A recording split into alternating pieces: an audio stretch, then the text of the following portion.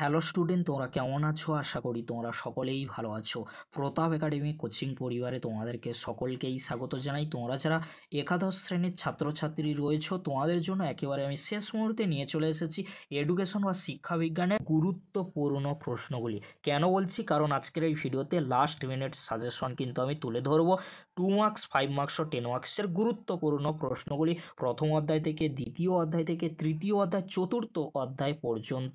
অর্থাৎ তোমাদের এডুকেশন বা শিক্ষাবিজ্ঞানে 4টি অধ্যায় রয়েছে। 4টি অধ্যায় থেকে গুরুত্বপূর্ণ 2 মার্কস, 5 মার্কস আর 10 মার্কসে যে প্রশ্নগুলি রয়েছে সমস্ত প্রশ্নের উত্তর কিন্তু আমাদের চ্যানেলে রয়েছে। মডেল প্রশ্নপত্রও কিন্তু আমাদের চ্যানেলে আপলোড করা হয়েছে। তোমরা যারা এখনও পর্যন্ত সেই ভিডিওগুলি দেখোনি, এই ভিডিও ডেসক্রিপশন বক্সে সেই ভিডিওর লিঙ্ক আমি দিয়ে দেবো। খুব সহজেই তোমরা লিঙ্কে ক্লিক করে ভিডিওটি দেখে নিতে পারবে। আজকের এই ভিডিওতে প্রথম অধ্যায়, দ্বিতীয় অধ্যায়, তৃতীয় অধ্যায়, চতুর্থ অধ্যায়ে গুরুত্বপূর্ণ 2 মার্কস, 5 মার্কস আর 10 মার্কসের প্রশ্নগুলি আলোচনা করে দেবো। অর্থাৎ এটাই কিন্তু লাস্ট মিনিট সাজেশন ভিডিও।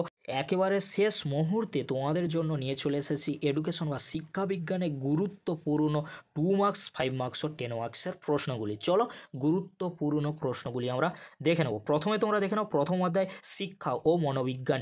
এই অধ্যায় থেকে টোটাল মার্কস রয়েছে 7 মার্কস। 7 মার্কসের মধ্যে 2 মার্কসের প্রশ্ন একটি আসবে, 5 মার্কসের প্রশ্ন একটি আসবে। প্রথমে তোমরা দেখে নাও 2 মার্কসের জন্য গুরুত্বপূর্ণ কয়েকটি প্রশ্ন। শিক্ষা মনোবিদ্যা বলতে কী বোঝো? স্কিনারের মতে শিক্ষা মনোবিজ্ঞান কি? শিক্ষাদানের ক্ষেত্রে মনোবিদ্যার অবদান কি? শিক্ষাক্ষেত্রে মনোবিজ্ঞানের দুটি প্রভাব উল্লেখ করো। শিক্ষার লক্ষ্যের সঙ্গে মনোবিজ্ঞানের সম্পর্ক কি? পরীক্ষামূলক মনোবিজ্ঞানে প্রথম পরীক্ষাগার কোথায় তৈরি করা হয়? মনোবৈজ্ঞানিক পরীক্ষাগার কে প্রথম স্থাপন করেন? অ্যাব নর্মাল সাইকোলজি বা অস্বাভাবিক মনোবিদ্যা কি? জৈবিক মনোবিদ্যা কি? মনোবিজ্ঞানের একটি আধুনিক সংজ্ঞা দাও। সাইকোলজি কথাটির ব্যুৎপত্তিগত অর্থ কী? বর্তমানে শিক্ষা মনোবিজ্ঞানের যে 3টি গুরুত্বপূর্ণ বিষয়ে আলোকপাত করেছে সেগুলি কি কি? শিক্ষা মনোবিদ্যার উদ্দেশ্য কি? প্রাচীন অনুবর্তন তত্ত্বের অপানুবর্তন কখন ঘটে বা অপানুবর্তন কি? প্রাচীন অনুবর্তন বলতে কী বোঝো? প্যাভলভের অনুবর্তনের পরীক্ষায় CR বলতে কী বোঝো? সক্রিয় বা অপারেন্ট অনুবর্তন বলতে কী বোঝো? স্কিনার বক্স কি? অপারেন্ট অনুবর্তন প্রক্রিয়ায় দুটি উল্লেখযোগ্য বৈশিষ্ট্য উল্লেখ করো। শিক্ষাক্ষেত্রে অপারেন্ট অনুবর্তনের দুটি প্রয়োগ উল্লেখ করো। পরবর্তী প্রশ্ন কি রয়েছে? রেসপন্ডেন্ট বলতে কী বোঝো? প্রচেষ্টা, ভুল শিখনের কৌশলের অর্থ কী? পাজল বক্স কি? থর্নডাইকের ফল লাভের সূত্রটি বিবৃত করো। শিখনের ক্ষেত্রে অনুশীলনের ব্যবহারের ও অব্যবহারের সূত্রটি উল্লেখ করো। টাইম কার্ড কি?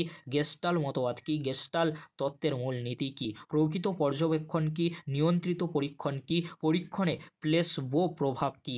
দ্বি-অন্ধ পরীক্ষণ কি? মনোবিজ্ঞানে সমীক্ষা বা সার্ভে পদ্ধতি কি? মনোবিজ্ঞানে কেস স্টাডি পদ্ধতি কি? দুটি সুবিধা লেখো। পরবর্তী প্রশ্ন, মনোবিজ্ঞানে অনুষঙ্গ বা কোরিলেশন পদ্ধতি কি? এর দুটি সুবিধা ও সীমাবদ্ধতা লেখো। ধারণা গঠনের নীতিগুলি উল্লেখ করো। প্রত্যক্ষণ কাকে বলে? এর দুটি বৈশিষ্ট্য লেখো। সংবেদন কাকে বলে? সংবেদন ও প্রত্যক্ষণে দুটি পার্থক্য লেখো। ধারণার সংজ্ঞা দাও। এবারে তোমরা দেখে নাও এই অধ্যায় থেকে গুরুত্বপূর্ণ 5 মার্কসের কয়েকটি প্রশ্ন।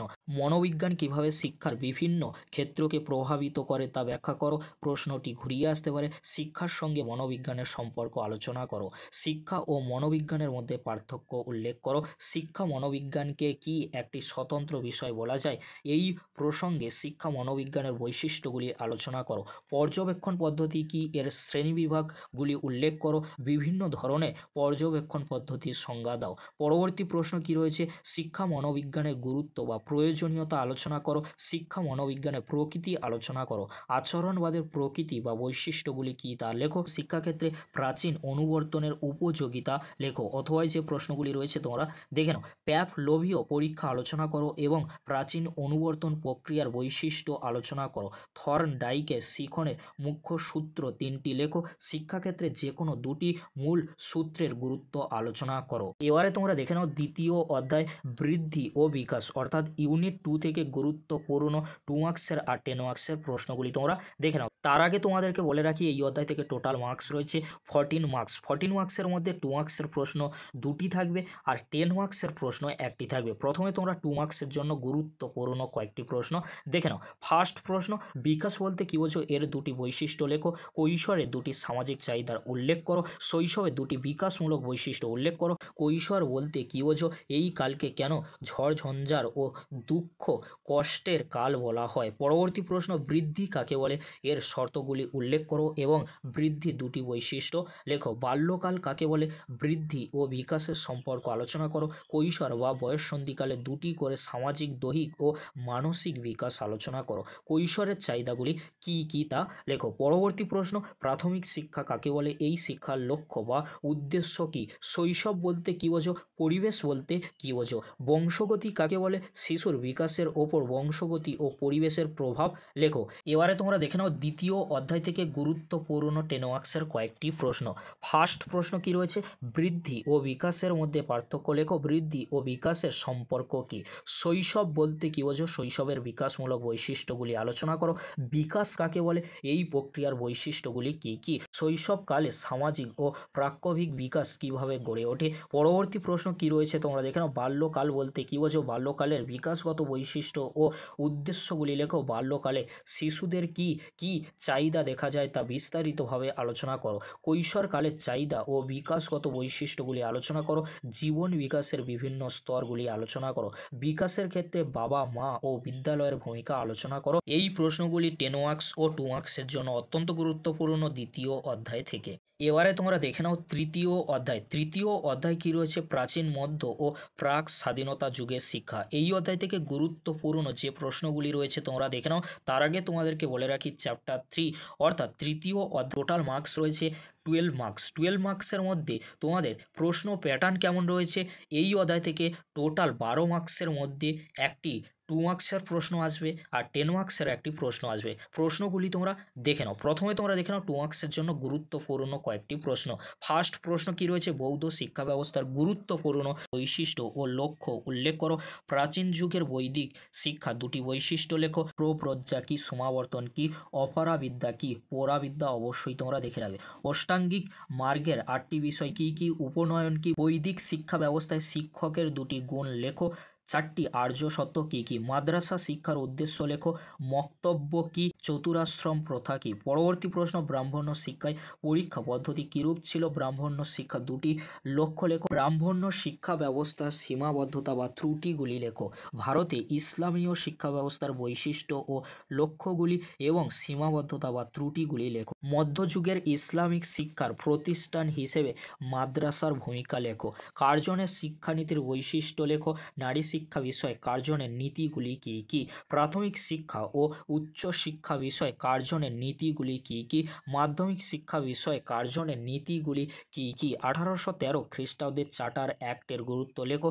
এর সীমাবদ্ধতা বা ত্রুটিগুলি লেখো। হান্টার কমিশনের এ কোর্স ও বি কোর্স বলতে কি বোঝো। এবারে তোমরা দেখে নাও তৃতীয় অধ্যায় থেকে গুরুত্বপূর্ণ 10 মার্কসের কয়েকটি প্রশ্ন। ফার্স্ট প্রশ্ন কি রয়েছে, প্রাচীন ভারতীয় শিক্ষা ব্যবস্থায় তক্ষশিলা শিক্ষাকেন্দ্রের গুরুত্ব আলোচনা করো। 1854 সালে উডের ডেসপ্যাচের সুপারিশগুলি লেখো। মেকলের মন্তব্য বলতে কী বোঝো। কিভাবে মেকলের মন্তব্য প্রাচ্য ও পাশ্চাত্যের দ্বন্দ্বের অবসান ঘটায়। পরাবিদ্যা ও অপরাবিদ্যা বলতে কী বোঝো। বৈদিক যুগের শিক্ষার পাঠ্যক্রম সম্পর্কে সংক্ষেপে আলোচনা করো। হান্টার কমিশন কত সালে গঠিত হয়। হান্টার কমিশনের সুপারিশ অনুযায়ী মাধ্যমিক শিক্ষানীতি সম্পর্কে আলোচনা করো। ব্রাহ্মণ্য ও বৌদ্ধ শিক্ষার মধ্যে কী কী সাদৃশ্য বা মিল পাওয়া যায় তা উল্লেখ করো।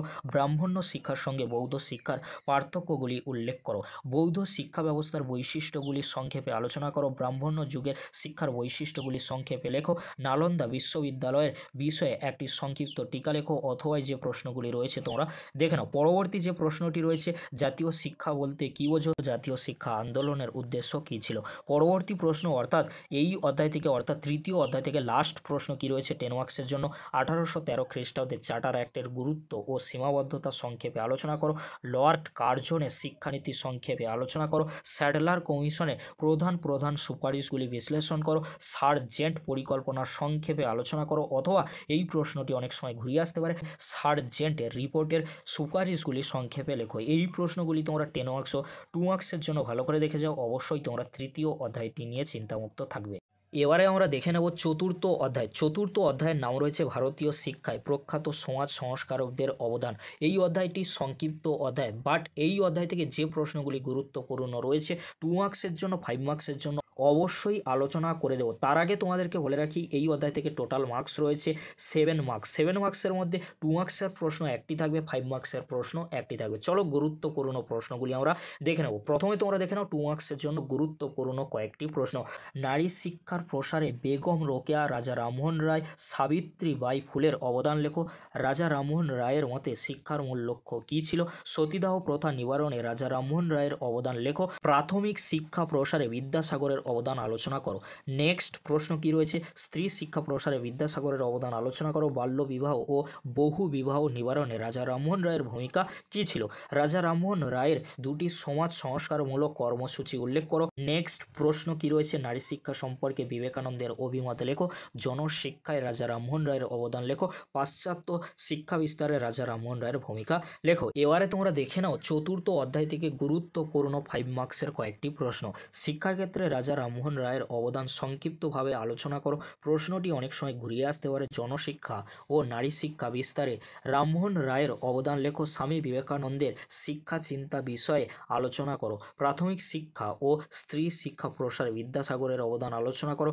সমাজ সংস্কারক কাজে রাজা রামমোহন রায়ের অবদান আলোচনা করো। এখানে তোমরা আরও দুটি প্রশ্ন দেখে যেতে পারো, বেগম রোকেয়া আর সাবিত্রীবাই ফুল। এই প্রশ্নগুলি তোমরা শেষ মুহূর্তের জন্য ভালো করে দেখে যাও। অবশ্যই তোমরা এখান থেকে সমস্ত প্রশ্ন কমন পেয়ে যাবে। আশা রাখছি তোমরা সমস্ত প্রশ্ন পরীক্ষায় কমন পেয়ে যাবে। আর তোমরা যারা এখনও পর্যন্ত এর উত্তরগুলি দেখোনি, এই ভিডিও ডেসক্রিপশন বক্সে সেই ভিডিওর লিঙ্ক আমি দিয়ে দেবো। খুব সহজেই তোমরা লিঙ্কে ক্লিক করে ভিডিওগুলি দেখে নিতে পারবে। আর তোমাদেরকে বলে রাখি খুব শীঘ্রই 3rd সেমিস্টারের ক্লাস কিন্তু শুরু হতে চলেছে অনলাইনে, এছাড়াও অফলাইনে। তোমাদেরকে বলবো তোমরা যারা ক্লাস করতে ইচ্ছুক অবশ্যই তোমরা আমাদের সাথে যোগাযোগ করতে পারো। আর তোমাদেরকে বলে রাখি একেবারে শেষ মুহূর্তে আরও প্রশ্ন কমিয়ে ইম্পর্টেন্ট প্রশ্নগুলি নিয়ে আলোচনা করার চেষ্টা করব। এই ভিডিওটি তোমরা অবশ্যই করে ফ্রেন্ডদের কাছে শেয়ার করে দিও। নিজেরা সাবস্ক্রাইব করে রাখো এরকমই গুরুত্বপূর্ণ ভিডিওগুলি সবার আগে পাওয়ার জন্য। ভিডিওটি দেখার জন্য তোমাদেরকে অসংখ্য ধন্যবাদ।